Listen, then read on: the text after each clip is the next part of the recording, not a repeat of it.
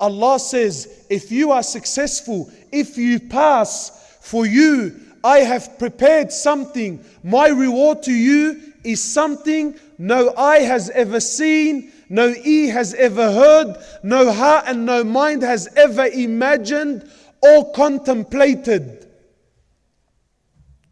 This is what I have prepared. This is what I have prepared for those believers that are successful. I have prepared for them a paradise, the likes of which no one has ever seen or heard or even imagined.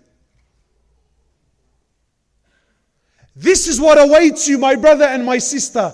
Jannah, Jannat, tajri min tahtiha al-anhar. A paradise awaits you, under which rivers flow underneath your feet.